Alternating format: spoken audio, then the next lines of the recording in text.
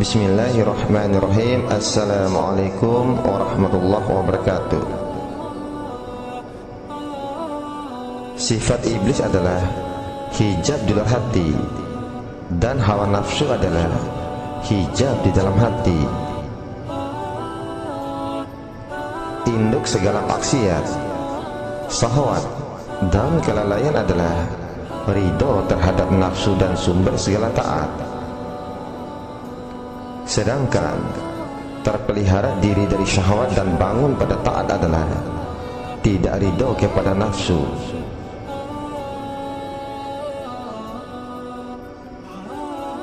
Bersahabat dengan orang jahil yang tidak menurut hawa nafsu lebih baik daripada bersahabat dengan orang alim yang tunduk kepada nafsu.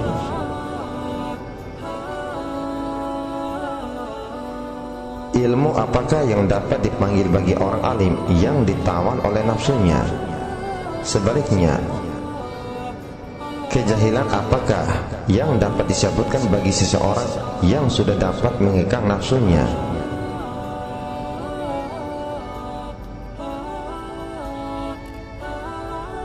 Di dalam penjelasan ini kita akan menghuraikan nafsu yang biasa dipanggil hawa nafsu.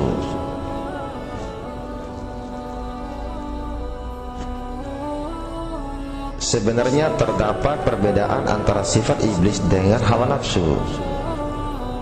Sifat iblis adalah pendatang haram, sementara hawa nafsu adalah tuan rumah yang mengizinkan pendatang haram tinggal di rumahnya.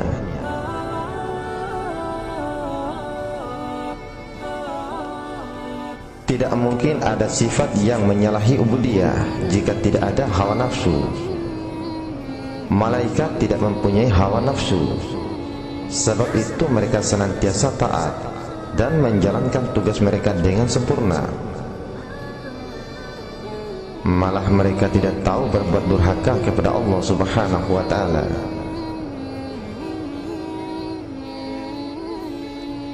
Matahari tidak ada hawa nafsu, sebab itu dia tidak menyimpang dari orbitnya.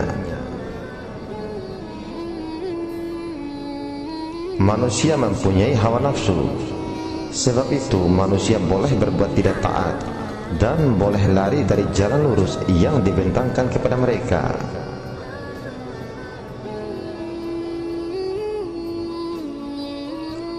Iblis dan kuncu-kuncunya, yaitu setan, bertindak memberi saranan dan cadangan, tetapi tidak berkuasa menggerakkan mana-mana anggota manusia supaya melakukan sesuatu yang dia ingini.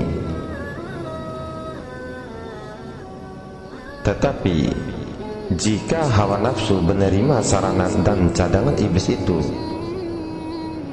maka hawa nafsu berkuasa memaksa anggota tubuh badannya supaya berbuat sebagaimana yang disarankan oleh iblis tersebut.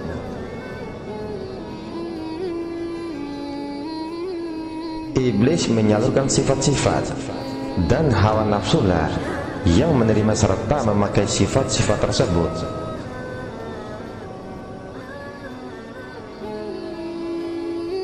Satu perkara yang ketara adalah saranan atau idea yang disampaikan oleh iblis dan setan kepada hawa nafsu. Itu dirasai oleh hawa nafsu bahwa saranan itu datang dari dirinya sendiri, bukan disalurkan kepadanya dari sumber lain. Hawa nafsu akan mempertahankan pendapat iblis dan setan yang diterimanya itu, seperti dia mempertahankan pendapatnya sendiri. Bahkan dia mendabik dada mengakui bahwa pendapat tersebut adalah pendapatnya sendiri.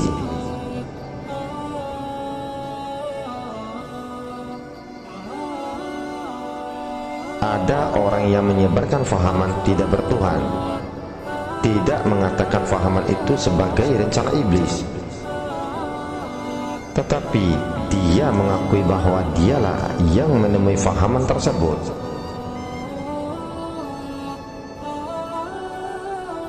Pater yang menyebarkan fahaman Tuhan tiga dalam satu, tidak mengatakan iblis yang mengajarkan, tetapi mengatakan dia menerima wahyu dari Tuhan.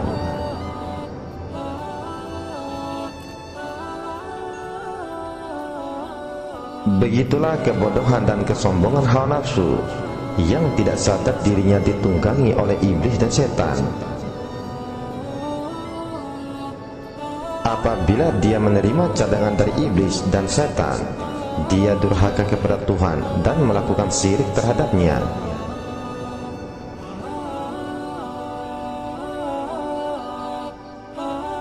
Hawa nafsu bukan setakat mampu menerima rangsangan dari iblis dan setan, malah dia sendiri berupaya merangsang dirinya sendiri tanpa dirangsang oleh iblis dan setan.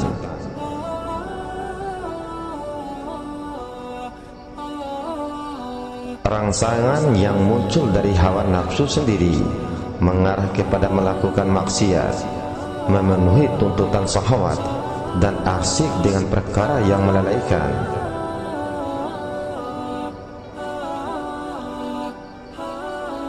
Apabila iblis dan setan memberi rangsangan yang sesuai dengan sifat nafsu itu sendiri, mudahlah dia melakukan maksiat dan kemungkaran. Dia tidak merasa sedih bila berbuat kejahatan, dan tidak merasa rugi bila hanyut di dalam lautan kelalaian. Apa yang penting baginya ialah memenuhi apa yang dia ingini tanpa menghiraukan akibatnya.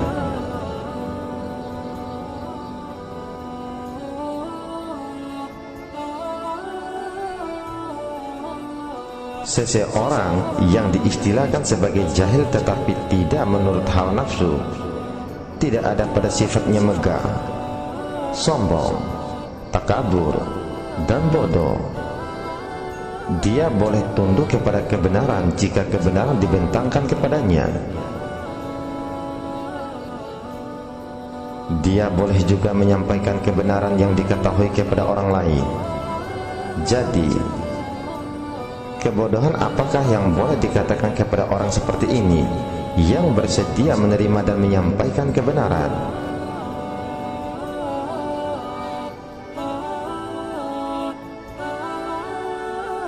Orang yang diistilahkan sebagai alim pula, bagaimana boleh dikatakan alim jika dia menurut hawa nafsunya, memakai sifat bodoh dan sombong, menolak kebenaran jika datang dari orang lain, atau tidak sesuai dengan kehendak nafsunya sendiri.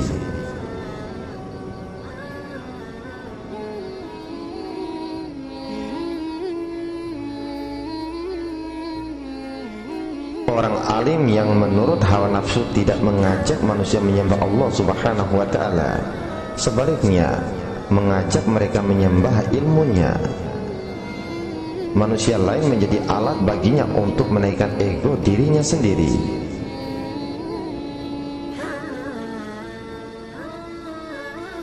Oleh yang demikian adalah lebih baik jika bersahabat dengan orang jahil yang tidak tunduk kepada hawa nafsunya.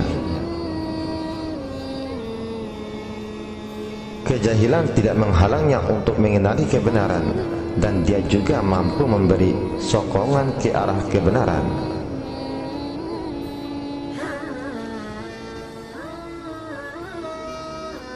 Sifat iblis adalah hijab di luar hati, dan hawa nafsu adalah hijab di dalam hati.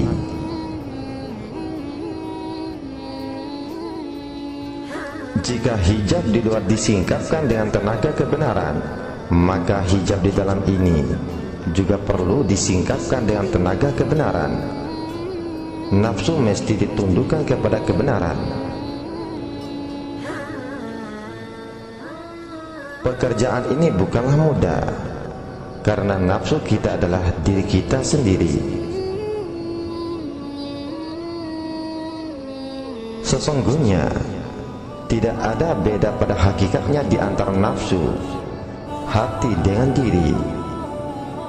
Memerangi hawa nafsu berarti memerangi diri sendiri.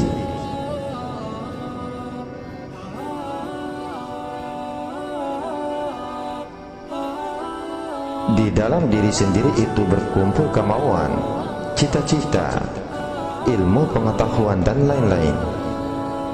Apabila mau berperang dengan diri sendiri, tidak boleh meminta pertolongan kepada diri sendiri.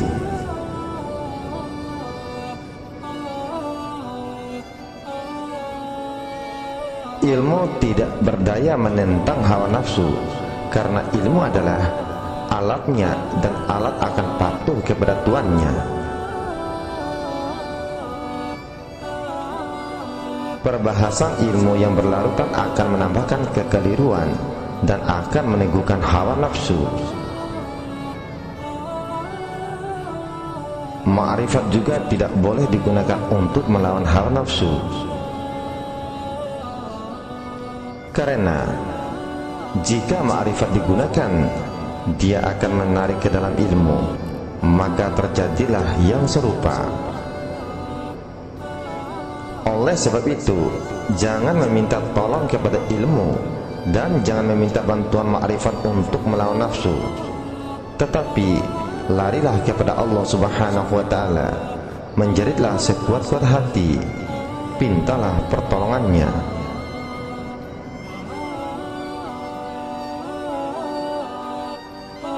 Istiqomah atau tetap di dalam ubudiyah, menunaikan kewajiban sambil terus berserah diri kepadanya, itulah kekuatan yang dapat menumpaskan hawa nafsu.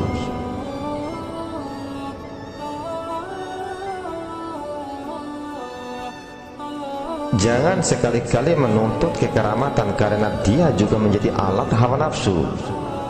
Tetaplah di dalam ubudiyah, tidak berubah keyakinan terhadap Allah Subhanahu wa ta'ala, kekuasaannya, kebijaksanaannya, dan ketuhanannya, baik ketika sehat atau sakit, senang atau susah, kaya ataupun miskin, suka ataupun duka.